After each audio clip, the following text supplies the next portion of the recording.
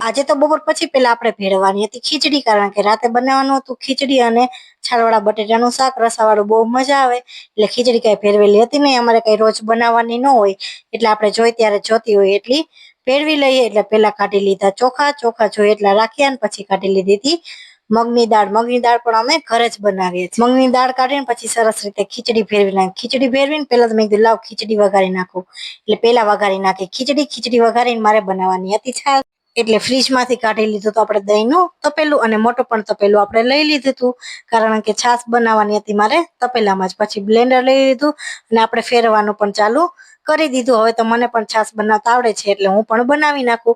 જોઈ લો કેટલું બધું માખણ થઈ ગયું, બહુ મસ્ત થાય માખણ. પછી મારે માખણ ઉતારવાનું હતું એટલે આપણે લઈ લીધી બીજી તપેલી, કારણ કે ઓલી થાળી હતી આખી માખણની ભરાઈ ગઈ હતી. એટલે આપણે પછી બીજી તપેલી લઈને પછી એમાં માખણ ઉતારવાનું ચાલુ કરી દીધું. માખણ બહુ મસ્ત હોય, કોને કોને ભાવે કોમેન્ટ કરીને કેજો. એમ તો મને ભાવે પણ ઓછું ભાવે, છાશ ભાવે. લ્યો છાશ મજા આવે પીવાની.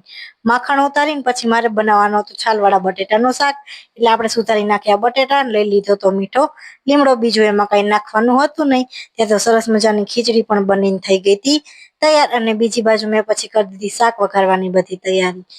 તેલ ગરમ કરવા મૂક્યું, રાઈ જીરું નાખી, બટેટા નાખી, મીઠો લીમડો નાખી સરસ રીતે તેલમાં બધું સાતડી લીધું. અને પછી ઉપરથી નાખી દીધું હતું ધાણા જીરું, ચટણી અને હળદર. બીજું કઈ શાકમાં નાખવાનું નતું, રસાવાળું શાક કરવાનું હોય. આવી રીતે તમે પણ બધા બનાવજો, બહુ મસ્ત થાય. ને પછી અમે બધા બેસી ગયા હતા જમવા. જમવામાં પણ બહુ મોડું થઈ ગયું હતું, કારણ કે જૈન મમ્મી ગયા હતા ગોંડલ. ગોંડલ થી પણ ઘણી બધી વસ્તુઓ લઈ આવ્યા હતા. ઘરની જે વસ્તુ લેવાની હતી એ બધી લઈ આવ્યા હતા. વિડીયો ગમ્યો હોય તો લાઈક કરી દેજો. મોર મિની બ્લોગ્સ જોવા માટે ચેનલને કરી દેજો સબસ્ક્રાઇબ. ફટાફટ બધા સબસ્ક્રાઇબ કરી નાખજો.